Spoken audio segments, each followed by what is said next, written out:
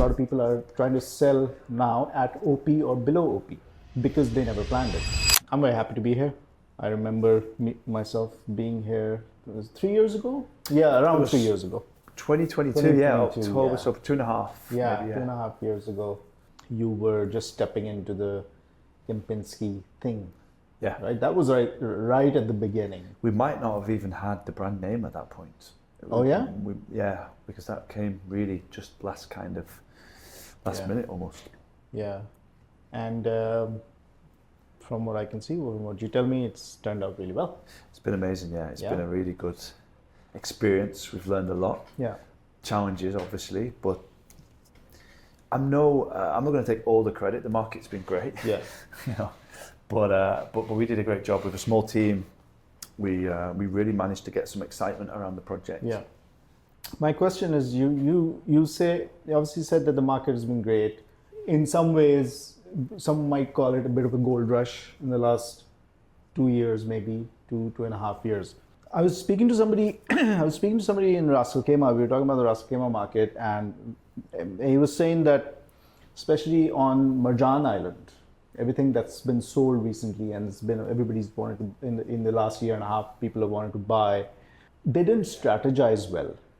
A lot of people literally put in money to sell in 6 months, which is ridiculous. 12 months, 18 months.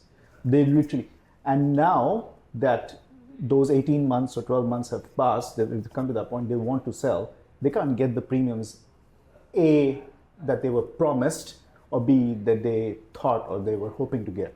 They can't get it. Which is fine, as long as they can make the payment plan. But the issue is but they want to sell it. Yeah. So wanting to sell and needing to sell are two different things. Well, need as well. I think because there's going to be a mixture of both. Yeah, because a lot of people that's why I said kind of gold rush in the beginning. People just went in, not really planning. And they feel like, and a lot of people are trying to sell now at OP or below OP because they never planned it. Is that something you experienced here with Kempinski, where the people who are trying to sell now, they're saying, okay, resell? To be honest, not as much as we might have first thought. We got a 50-50 payment plan, so we've got a quite heavy payment coming up in the next 2 months. No, okay. So we've got a few people that are becoming a little bit more urgent, and they're lowering the price a little bit. Yeah. But it's a very small percentage of the overall building that are actually wanting to sell in the first place. So I think we've got quite a lot of end users in our project, which is great. Yeah. No one's sold below OP yet. There's been about 10 to 12 resales. Everyone's made a good premium. Some have made a really good premium. Good. If they bought really early in Tower 1. Yeah. We probably... but that's also because the thing is ready. Yeah. The building is ready. The building's ready in 2 months, yeah. Yeah, okay. So, yeah, I mean, a strategy of selling a property off plan it's not really a strategy, because you're asking for so much from a buyer to put down the cash up front in one shot and then not be able to use the property when there's so much availability coming to the market. It's difficult to convince a buyer to go secondary off plan, I think. It's not a strategy. It might work, but it can't be the main plan. It can't be plan A. It can't be plan A. Yeah. If the property is ready 50%, bad idea. If the property is ready 85%, then maybe. I mean, look, the best time would obviously be when the project is handing over. Snagging you've time. got, because they've got the BCC, so that then the buyers can come with the mortgage from the bank. Yeah. Some developments, buyers can come with mortgages now, 50%, I think, on like the major EMAR, the government developers basically. But I haven't seen that personally. I haven't had clients do that transaction with finance off plan. Yeah. But I think it's going to cause some stabilization and a slowdown in prices. This whole thing that you're talking about, when these final payments are set to be made, I think quite a lot of people bought without planning to have the money for the final payment. Sure. And because they were convinced that they'll be able to sell. They were so convinced that they could sell, which is gonna, and maybe some people thought that they would just get a mortgage, and now it's not so easy to get a mortgage if you don't have an income or whatever. So yeah, let's see. And I think it's a strange one, right? Because people talk about oversupply, and I think there could be an oversupply in some instances with certain types of properties, certain areas. But then also I think there's a huge undersupply of other, standalone villas in good locations. Yeah. So I think Dubai now, And the UAE is becoming more of a diverse and real, true real estate market, Proper real with estate different market. areas that you can't just categorize everything Yeah. under one umbrella. Yeah. You've got to look at different types of properties in different locations to understand the dynamics in those areas, because it's very different. Now, if you consider downtown to maybe Ranches, it's like you might as well be in a different city, really. Yeah, it's not oversupplied. Yeah. It's not, right? Ranches and all these areas, No, they're not oversupplied and will not be anytime soon. no, definitely not. But, places like obviously JVC and, Yeah, could be. Could be. Lynette was on your Yeah. podcast. She must have been talking about data a lot. Yeah, And I know through her as a source that 85% of everything that's being handed over in the next year and a half is studios and one bedrooms. yeah. That's not supply, No, is it? That's studios and one bedrooms is not supply. it's more speculation. It's not supply that's going to be end user driven. Exactly. Nobody wants. I don't want to live in a. I've been living in a one bedroom. I'm tired of it. I need a bigger place. I don't even have kids. Yeah, it depends about location though, because the holiday home market is still strong, and I think those studios put them in two different locations, and it's a completely different proposition. So again, that's why you need to really look at the specifics. Could still be an undersupply Yeah. in the right building in the right location, Yeah. but then could also be a really, I wouldn't say bad investment. I still think it's if you can hold it and keep it, it's a good idea, but probably not going to give you the returns that Yeah. you might have Or if thought. if it has given you some appreciation, then take that money out, use that money to Yeah, put somewhere else, and that's what a studio may be. yeah, But yeah, like when I said that's not supply, I mean that's not having a huge impact on the supply. Yes, a lot of those studios and one bedrooms will probably remain unoccupied because generally people, and when I look around Dubai, I've been here since 2004. I don't remember seeing a lot of kids in 2004. No. Now you see, 12-year teenagers, 12 kids years old. everywhere. So people live here, right? And people want to bring their kids here. People want to bring their parents here. I was talking to Josh Clark yesterday. We were taping, and we were saying, even Christmas time for people from the UK, you don't want to necessarily go to the UK. You want them to come here. I know. During Christmas time. I always say it. We wait for the weather to get amazing all year, and then we go and away. then you're back saying, come over. yeah, right? exactly. Enjoy it. You don't necessarily want. I mean, you did, but Yeah. maybe now. I think it's changing.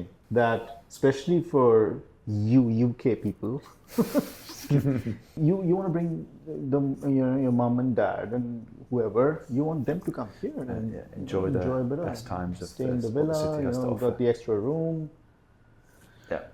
So times are changing. Times are changing. But yeah, supply, I think, like the whole extreme shortage of villas and townhouses, that should be, for anybody who wants to put their money into things, into property, or wants to live here long term, and I think most people do, that should be alarm bells of why they're not spending in just bigger spaces, Yeah. villas, townhouses, and things like that. Yeah, I think it's an amazing opportunity still.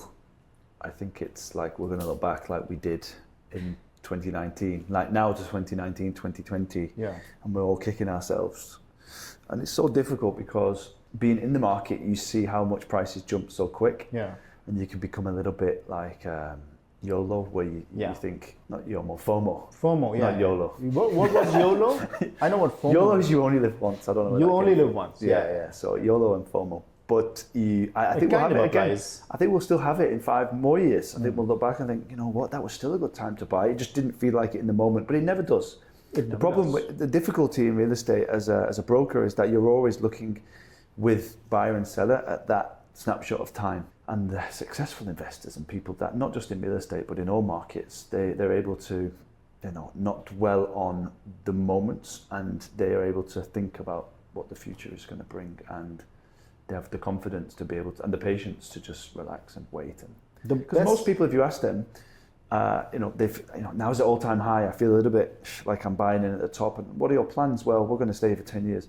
It doesn't matter. And that's the thing. When I look back at the amount of deals that we missed out on, over 50,000 dirhams in 2019, when the property price was like, half of what it is today, maybe even less. Yeah. it's irrelevant. Those 50, 100,000 dirham, like you want to get a good deal, Yeah. but at the end of the day, what is your plan? If you're planning to sell it in a year, then I'm not really your guy, to be honest. If you want to do that, I can help, but the plan is, if you've got a long-term plan, just get the best deal that you can. Make sure you like the property where it is, you understand the community, and you're picking something that you're going to enjoy, or you're going to be able to, rent it out easily and go for it. Exactly to your point, an extension to your point, one of the best answers, simplest and best answers I've heard is from John Lyons. Yeah. And he said, you buy you're scared that the market will correct. Well, you buy it, and then it turns out you were right, the market does correct. 18 months later, you are, 15% lower. But in those 18 months, you've lived in that home, your family home, you built it. There's a cost. Yeah, right. Maybe modified it, or you've lived, it's like your home, it's your family home. Exactly. You've enjoyed it, right? You've hosted there, your parents have come, your family have come to visit. In 5 years' time, you won't care. Like exactly what you just said, those people who didn't buy for 50,000 dirhams, the bridge. and they're still here, they're still living here. So in 5 years' time, you won't care, and in 5 years' time, 6 years' time, that probably will start. Property value will probably start going up. Yeah. But if you don't buy, and the market does keep going up, you won't know when to enter the market. Exactly. Like most people have been since 2019. Yeah. Right. Yeah. That's something you just wouldn't know. So which is more difficult to handle, the not being able to ever enter the market, or taking a little bit of a hit but enjoying the life and using that home and then moving on. So I think this is more. I think palatable is the word he used. Yeah. This is more palatable. This one, scary. It's a scary time. Yeah. You keep wanting to but can't. You always feel like you're chasing. That's a really good way to look at it. It just is, isn't it? Wise words from John Lyons. From John Lyons. Shout out.